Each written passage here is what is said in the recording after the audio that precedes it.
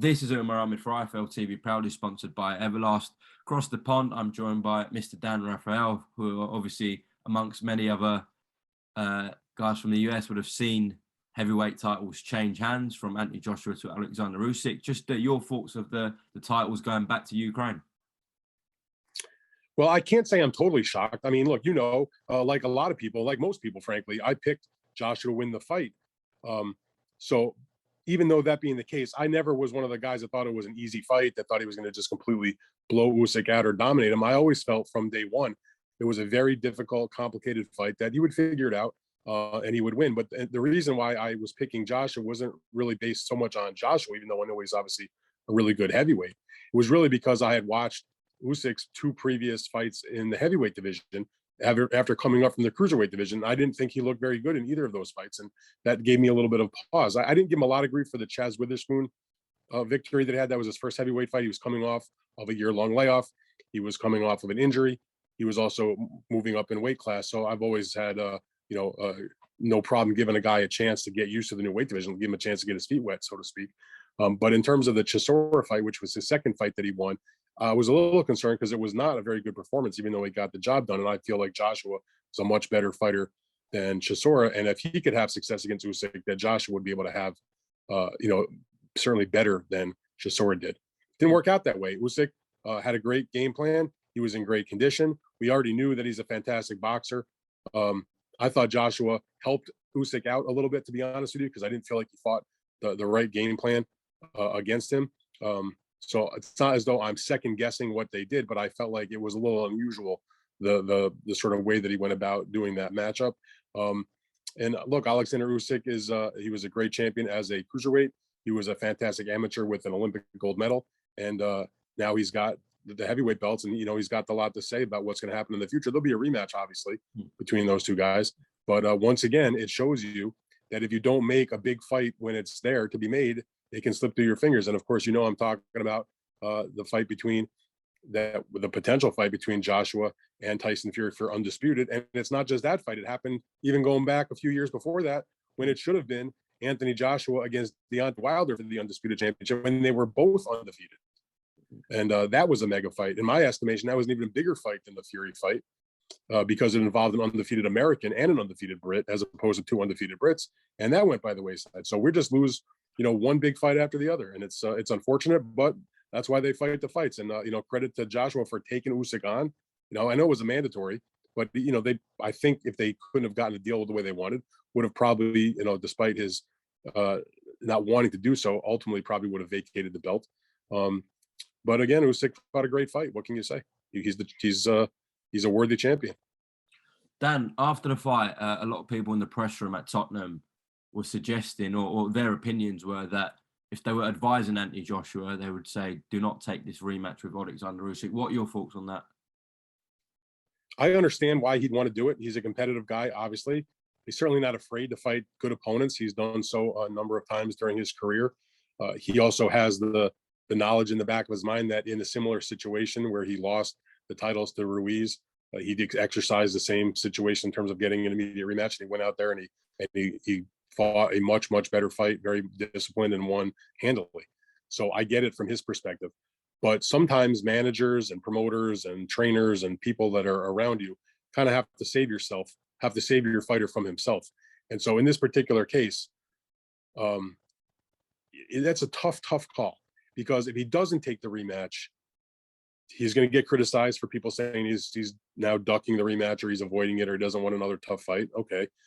Then there's also the possibility that even if he doesn't take the rematch, the chance to win everything back in the same night is not going to probably happen, because Omar, it's so hard in this heavyweight landscape, in any boxing landscape, to keep these titles together and to let these types of opportunities for that kind of money just slip through your fingers.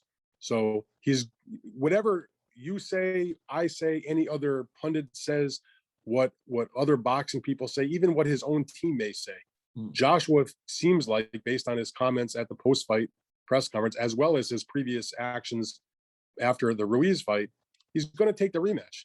And I give him credit for that. He's not afraid to fail. And I think a lot of, not just athletes, but boxers, athletes, people in general, to be a success, you can't be afraid to fail. I failed. I'm sure you failed at some point, but you can't be afraid to have something not go your way.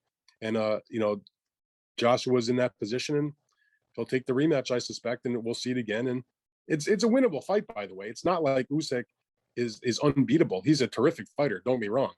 But I feel like there's nobody that's unbeatable. He's not Mike Tyson in his prime when everybody thought he was unbeatable. Just going to take some more discipline and a better game plan, and maybe a little luck, whatever. But it was a hell of a fight, so I'd love to see it again. What do you think Tyson Fury is thinking at this point? I think he's probably disappointed that, in the one sense that the potential 9-figure payday just went down the drain.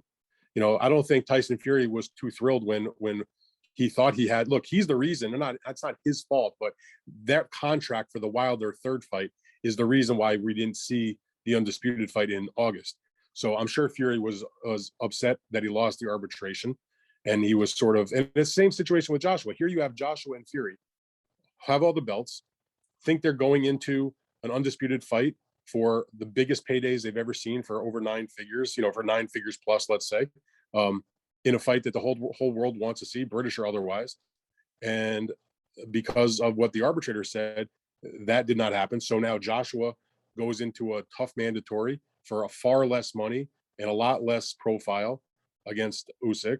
Wilder is now going to get the third fight, so Fury's got to fight him again. Again, same thing. Still a big fight, but certainly not the high profile of what it would have been Joshua and Fury fighting each other. And Tyson Fury is making way less money to take the third fight with Wilder than he would have had he fought Joshua. So he was probably disappointed initially when they did the deal to do the third fight with Wilder after the arbitration.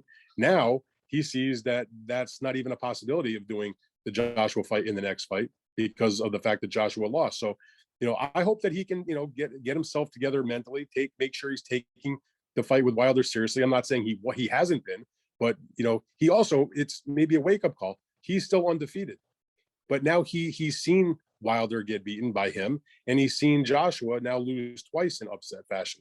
And if Tyson Fury's not at his best, Deontay Wilder can knock him out, period. So he needs to take that seriously.